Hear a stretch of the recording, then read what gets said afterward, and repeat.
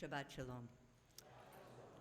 So I am pleased to be up here both as a board member of this congregation and former president, and as a board member of Hartford International University for Religion and Peace in Hartford, Connecticut, because our guest speaker tonight is Dr. Joel Lohr, who is president of Hartford International. Joel is a Christian whose teaching and research has focused on the Torah and Jewish-Christian relations.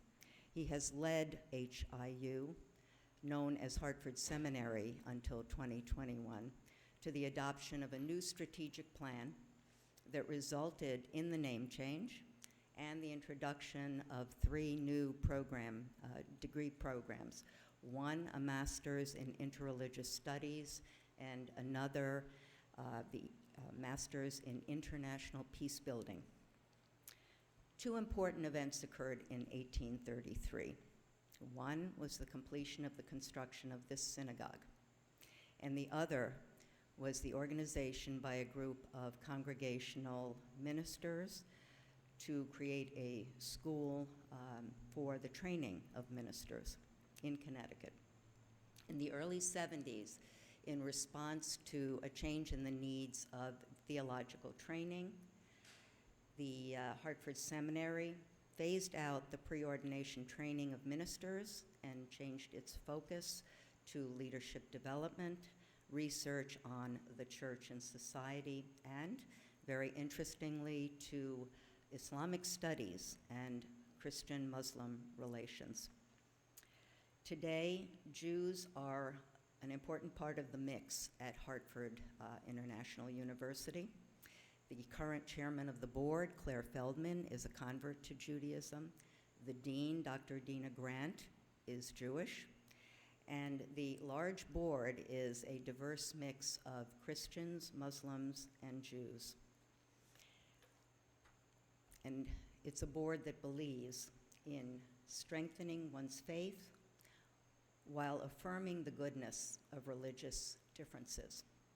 And so this evening, I invite Joel to join me at the Bima, and we're delighted to have him with us, and his family, and my fellow board member at HIU, Joel.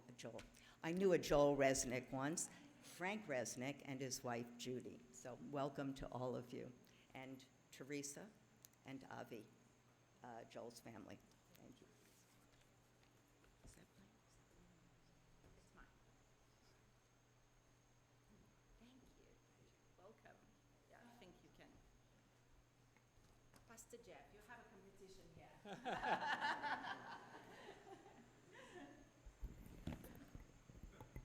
Shabbat Shalom. Good, you can hear me, even though the 6'8", in case you want to know, you can just get it out of the way. I'm 6'8", you don't have to ask me later. It's so good to be here. Thank you for welcoming me to this space. I greet you from the friends at Hartford International University. I also want to thank especially Neil and Trudy Pryor for welcoming us here to St. Thomas and to their home and to this event. And Rabbi Margolis, thank you so much for this warm welcome. To all of your community members, I notice you also have some guests here from the local Reformed Church. It's good to see you as well, fellow Christians. Spend lots of time in synagogues. It's good for us. A Gentile being asked to preach or give a message, I'm not sure it's going to be quite a Devar Torah tonight, but as a Gentile being asked to give a message tonight, I'm reminded of one of my favorite Jewish jokes, and if you'll permit me to tell it as a non-Jew, I'm just going to go for it, and it goes like this. A Jew converted to Christianity and, in time, was asked to deliver the Sunday sermon. After the service, he asked the minister how he did.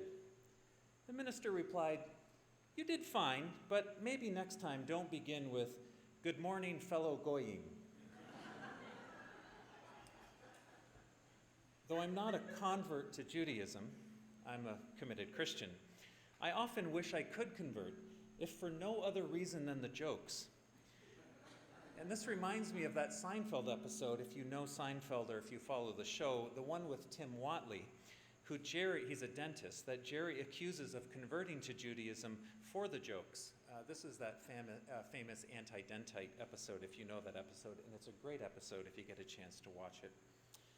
My talk tonight is about the way that my life, my faith, and my coming to know who I am have all been deeply blessed by my interactions with Jews in particular, but also with Muslims and others who do not share my faith as a Christian. It involves a story that begins in a basement in England. I remember it vividly. It was the first year of my PhD, and it was in the basement of Durham University's massive library. As I would often do, I was browsing the theological journals back in the day when libraries used to stock these things. And the journals were lined up on those beige shelves, you might know them, the metal ones that are slightly angled with the current issue in the front. You kind of had to open it to get to the old issues. And I was kneeling down to read an issue. And as I was kneeling down, crouched there, my doctoral supervisor, a thoroughly British and proper man, came up to me and stood there. He had a journal in his hand, and it needs to be said that I was always a little bit nervous around him. "Hello, Joel," he said to me, and a very long, awkward pause ensued. He was never afraid of these awkward pauses, but I sure was. Then he said to me, "Have you read Joel Kaminsky? He's a scholar who knows who he is." I'm sure my stare was completely blank, and I remember thinking to myself, what the HE double hockey stick does that mean? With a nod, he handed me a journal, and he said, "Give it a look." In my hand was an issue of the Harvard Theological Review, and it indeed had an article from a professor named Joel S. Kaminsky of Smith College, professor of Jewish Studies. Though this was a seemingly small and insignificant event in the basement of a library, it had a profound effect on me. And the effect was profound precisely because I had no idea what he meant, but I knew I needed to understand it. In truth, I was always a bit fearful, afraid during my undergraduate studies, my graduate studies, even my postdoc. I always saw myself as something as an imposter. I could hide it fairly well, but deep down, I always felt like I did not belong in the academy. My roots are much more working class, and I really only ended up in a PhD program because some crazy undergraduate professor noticed I was doing well, took an interest in me, and encouraged me to consider pursuing one. I did so because this professor believed in me at a time when I did not. And so we have those words, a scholar who knows who he is. I realized two things in that moment, and in the weeks to come. I really did not know what it meant, a scholar who knows who he is, and I really did not know who I was. What does it mean to know oneself? What does it mean to know who you are? The ancient Greek maxim, "Know thyself," has been attributed to numerous Greek philosophers, including Socrates. It's also been known to be one of the three maxims that are attributed to the Greek writer Pausanias. To know oneself is followed by two others, nothing to excess, and surety brings ruin. All three of these are actually quite interesting and worthy of our consideration. But for the sake of time, I'm going to base it on the first one, which is to know thyself. And I think it gets to the heart of what it means to be a person of faith or a person of integrity. And so for tonight, I've titled my talk, Finding Myself in the Other, What I've Learned from Jews and Muslims as a Christian. So maybe if you are religious, maybe you're not terribly religious. I know I am sometimes asked, after people get to know me, why are you religious? It's a fair question. I get it. In fact, I never think it's strange to be asked that. Religion doesn't have a great reputation, especially when we think of the many ways that religion is connected to conflict, abuse, and other trouble in the world.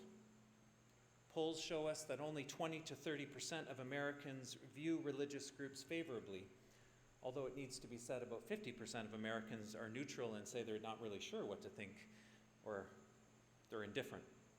But whatever the case, the decline of religion is well documented in the West. And actually, I think rather than decline, I would refer to it as an unraveling. Further, given some of the things I care so much about, humor, like that of Larry David, heavy metal music, and craft beer, how could I be religious as a Christian? Is it just my upbringing, or maybe it's my work? I also care about feminism, LGBTQ communities, and to the shame of my family, I swear more than I should. Religious? Really? There's probably lots to say, but I'll simply say this. My connection to my faith and my religion is not actually superficial or a subset of who I am. I was born into a faith, but I've purposely chosen to continue embracing it, deeply so, in fact, and that path has not always been an easy one. And also, to be clear, I'm not actually like many people out there who say they are spiritual but not religious. I'm not sure why, but I'm increasingly starting to think of myself as religious but not spiritual. I probably need to unpack that just a little bit, but it does get to the heart of why I find myself religious. I appreciate the religious tradition in which I stand, Christianity, because it forces me to be brutally honest with myself and helps me to better understand who I am. Maybe I'll rephrase that just a little. As a religious person, through the rituals, through the prayers, through the daily practices of Christianity, I've been forced regularly, weekly, daily, sometimes hourly, to examine myself. Through it, I've come to know who I am. I've come to see my frailty, my foibles, my ego, my insecurities, my instincts to self-aggrandize, my tendency to think of myself as better than others, my propensity to self-preserve rather than help others. And without it, I would probably buy into the all too common talk or the self-talk that we do to ourselves that say, I'm naturally quite a good person, or I deserve to be pampered or taken seriously because I work hard, or because I'm born into a white family, or whatever. But instead, my religious tradition reminds me that I'm deeply human. I'm frail, I'm broken, I'm prone to mistakes, I'm self-deluded about those things often. And conversely, it reminds me that even in those imperfections, I'm still somehow tov, or good, or pleasing, or beautiful in God's eyes. I, with everything else and everyone else, am created in God's image, and so I have value, inherent dignity. But what about my talk title? Finding myself in the other, what I've learned from Jews and Muslims as a Christian. My connection point is this. My life as a religious person has set me on a journey that includes encounters with others who do not share my faith, but have helped me come to know myself. Maybe I'll share one example with a Muslim that I had as well. I'll return to that relationship with Joel Kaminsky, and then I'll conclude. So previously, prior to being president, I was a university chaplain, and in that job I served people of all faiths, students of all faith. This was at University of the Pacific in California. And at that time, I thought it would be a good idea, being a multi-faith chaplain, to do some kind of event for students regularly where they could get to know each other, people of other faiths. There was a Hillel student group, there was an MSA, a Muslim Student Association, various Christian groups, and I called it Perfect Stranger Lunchtime Talks, something like that. I would circulate a chapter on a religion by email, back when I thought students would read attachments to emails. And then I would ask 2 or 3 students to present on that particular religion, to share a little bit about it, and I asked them questions like, tell us a bit about your faith or your religion, what is your experience like, and why are you a follower or an adherent, or do you belong to it, and then Q&A and a meal. So the sessions went well, and there are interesting stories from all of them. But for our purposes, I want to share a story of a Muslim presentation that took place that involves jihad. Serious jihad. Jihad in earnest, jihad of the students, the jihad of one student in particular. The 3 Muslim students who presented that day were all female, and 2 wore hijabs, or headscarves, or coverings. They had a polished presentation, and it included a slideshow with touching stories. Then it was time for questions from the audience. And the first question came from a student who asked if it was hard to be a Muslim, or if they had difficulties coming to college or going to high school. One presenter said yes, and the others nodded along. Absolutely. And she shared from her heart in a way that opened up her life. The student proceeded to talk about her jihad. My jihad has been great, she said. I started to raise my hand, but there was no need for me to ask my question. She immediately knew that she needed to explain. She said, "Oh, I'm sorry, let me explain. Jihad," she said, is a term in Arabic that means struggle. She paused, noticing that the faces in the audience were clearly troubled and not buying it. She said to this audience, "Believe me, we know. When it's used by American media and news programs, it usually means struggle or fighting against the West.